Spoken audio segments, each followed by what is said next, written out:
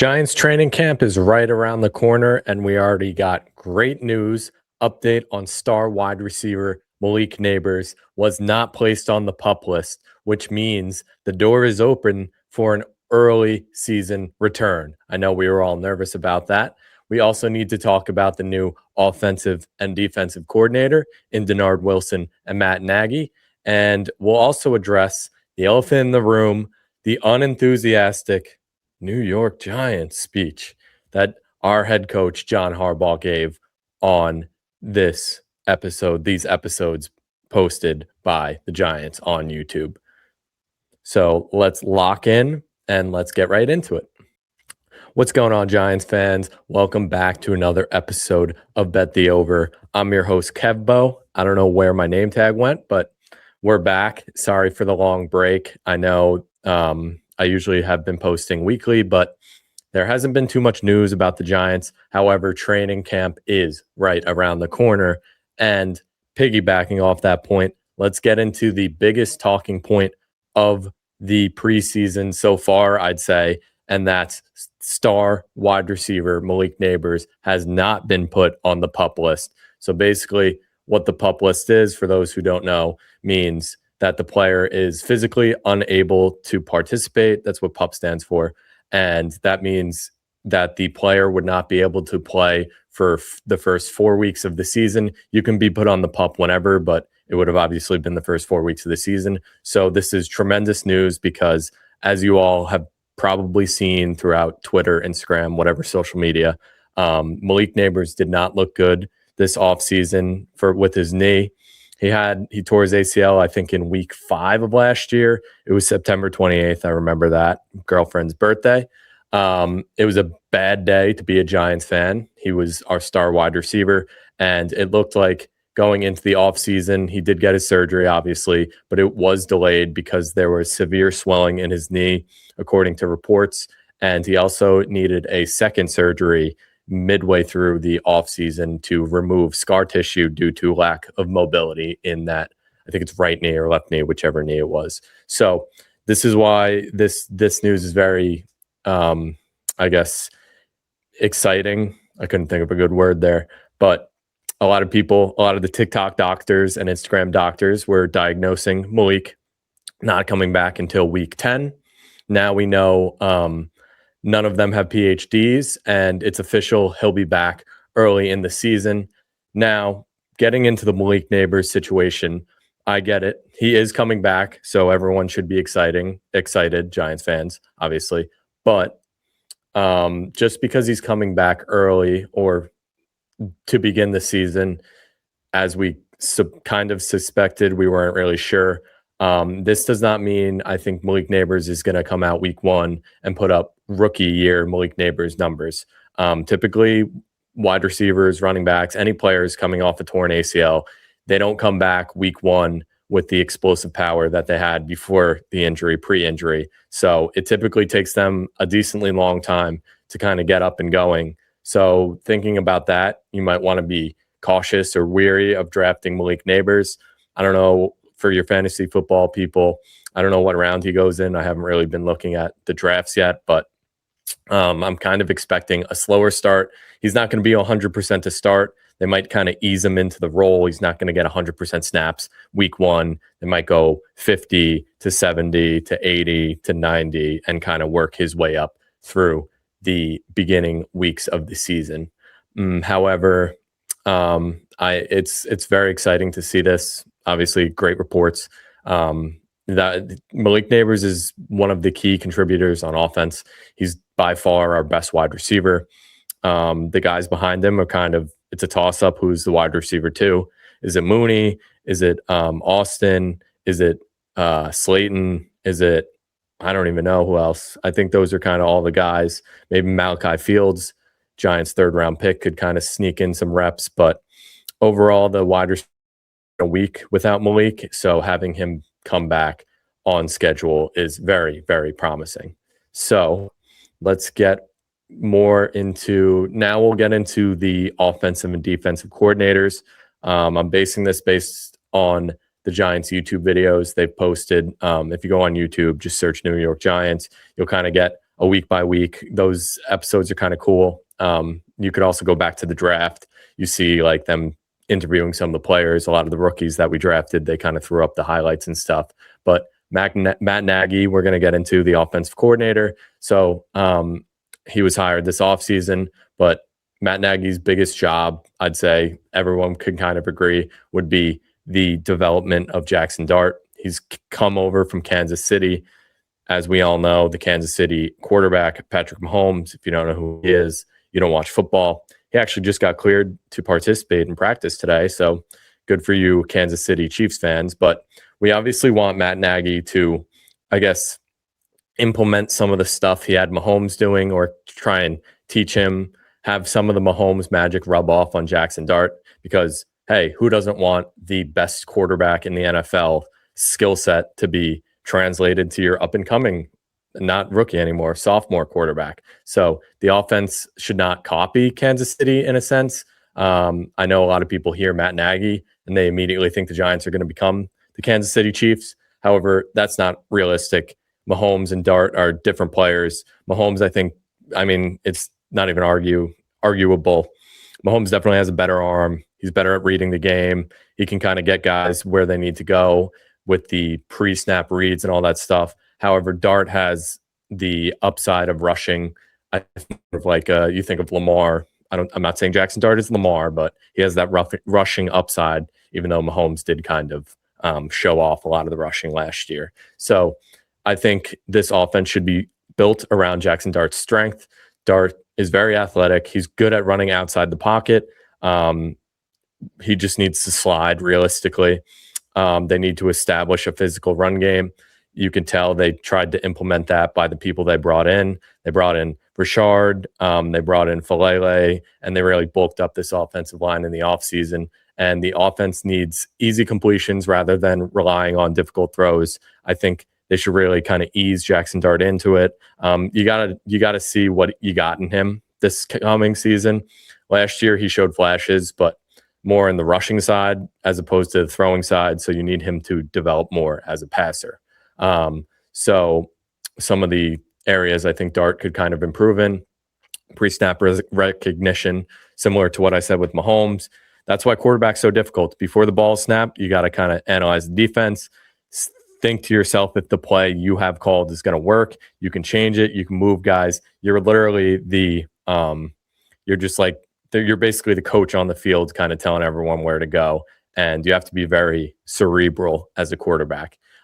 His pocket movement, got to keep that up to speed. He did pretty well with that last year. He's constantly moving. It almost seems like people can't get him in the pocket. The offense really needs to create an identity. It should really be, I think it's going to be very physical up front, like a very potent rushing attack in a sense. John Harbaugh's kind of always been that way. You think of in Baltimore, you had Derrick Henry, you had Lamar. They've really focused more on the run. You don't think of Baltimore as like a team that's going to air it out. It's built around the run, and then there should be a lot of play action built comboing off of those runs. Hopefully you get 5-6 yards off the first rush. Play action, the defense kind of has to guess, are they actually throwing? Are they just going to run again? And then you could hit maybe Malik Nabers, Darius Slayton, Calvin Austin, and Darnell Mooney down the field. So more explosive plays that kind of are, I guess, created due to the rushing attack being so physical and effective. Success for Matt Nagy, I'd say, in my opinion, is in the Giants having the number one offense. I think the team just needs like an identity on offense. I just want the Giants to go out there and be a respected team on both sides of the ball. And piggybacking into the next guy, Dennard Wilson, the DC of the Giants. Dennard Wilson, I really like, honestly. I saw those YouTube videos of him kind of firing up the defense. Not only does he bring the energy, which he says is contagious, he also, I like that he explains to the players his philosophy, why he's telling people to do what they do. He's not just like, oh, elbows down or shoulders down and eyes on the football. Like, he goes through the process. Like, you want to see where your guy is. You want your feet to be set up this way just in case. And he kind of gets in depth about it because I feel like it helps the players learn more in a sense. And training camp right now. I mean, it's technically not training camp, but you kind of want to see the younger guys make some mistakes now instead of making some mistakes week one against Dallas Cowboys Sunday Night Football. So Dennard Wilson has already given us 4 words to describe what the New York Giants defense is going to be. They're going to be unpredictable, dynamic, decisive, and unapologetic. And that's really what you want out of your defense. You want your defense to be feared by the other team, specifically up front. If you got Brian Burns, Abdul Carter takes a step forward, quarterbacks are going to have nightmares going up against the Giants because a really good pass rush can really, really destroy a game plan for the opposing team. So I have a couple quotes pulled up from Dennard Wilson. Unpredictable means quarterbacks shouldn't immediately know who's rushing, who's dropping into coverage, and where the pressure is coming from. Dynamic means you're moving to the best players around instead of keeping them stuck in one position. I think for Arvell Reese when I think of that. Decisive meaning defenders understand their assignments and attack without hesitation. Love that. And unapologetic means playing aggressive. The Giants don't want to sit back. Shane Bowen, cover 6, give up 30 yards per pass, lose a 99% chance of winning game against the Denver Broncos. So honestly, I think the defense is personality kind of fits Dennard Wilson's better than Shane Bowen's. You talk about attacking players, like I said before, Brian Burns, Abdul Carter, Tremaine Edmonds, Arvell Reese. You don't know who's coming. You don't know where they're coming from. And hopefully the Giants defense can kind of create some havoc moving forward. Next, I'm going to go into some training camp questions. Who's going to start at corner? Corner 1, corner 2, corner 3.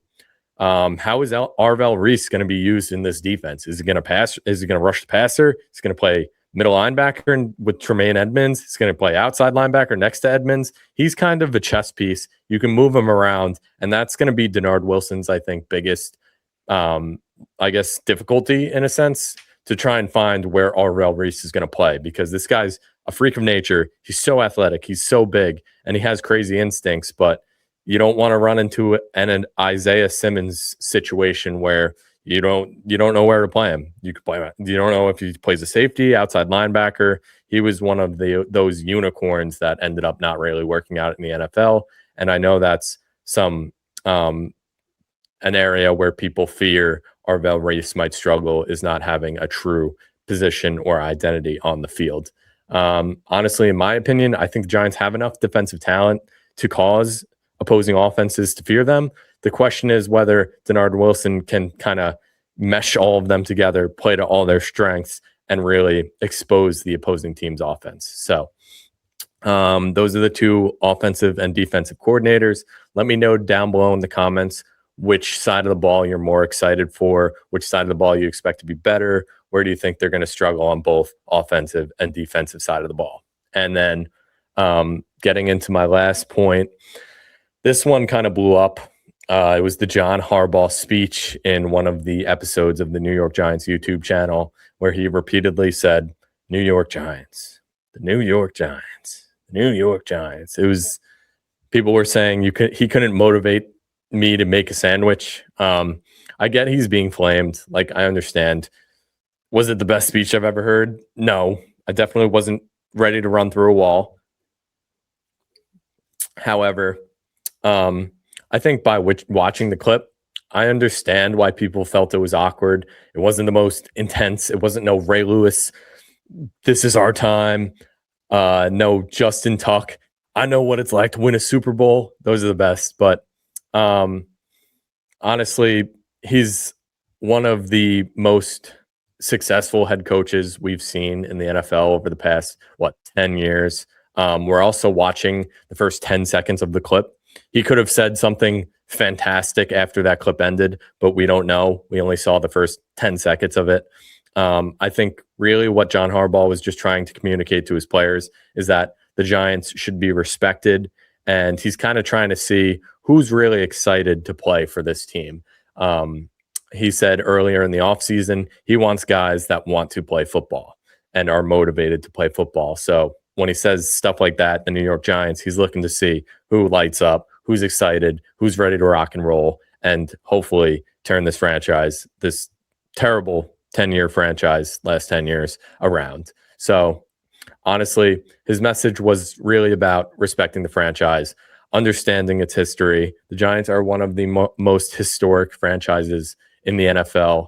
I know they've been trashed the past 10 years, but so is every other New York sports besides the Knicks. Shout out Knicks. He wants to create pride around the building. Like, he wants players to be excited. They're for the team. They're playing for the New York Football Giants. He wants higher standards. The Giants, literally 5 wins was good, high standards for them. John Harbaugh, that's not the standard. John Harbaugh's standards are getting to the playoffs and hopefully winning some games. I know he hasn't been winning some games prior to this season or the past couple of years. However, he always gets his team to the playoffs, and you can't take that away from him. So next, we'll get into connecting the speech with training camp. Training camp is where we'll find out what players are motivated, what players are excited to be there, who's going to work hard, who's going to really get down and dirty and help lead this team to hopefully the playoffs or the Super Bowl. We'll see. We got to take it one step at a time. But overall, I think training camp, I'm excited for it to be here. There's like 3 big stories I'll be watching. First, as I said, Malik Nabers, got to see how he's doing in camp. Is he moving well? Does he look slower? I'm expecting he's not going to be fully up to speed. He's going to be a little rusty and a little slow. Next, whether Matt Nagy and Dennard Wilson can give the Giants a clear identity on both sides of the ball. We need some clarity between the offensive and defensive side of the ball. I don't want to be this sit back, cover 6 defense, give up 30 yards of play, and I don't want to be a one-dimensional offense with Jackson Dart just running every play or not being able to throw the ball, because trust me, I've seen some pretty bad games for the New York Giants.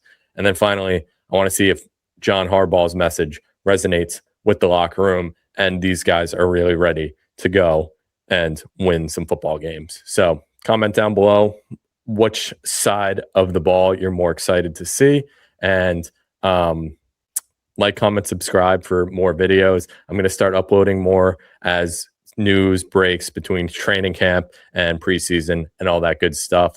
Thanks for tuning in again, guys. And remember, bet the over.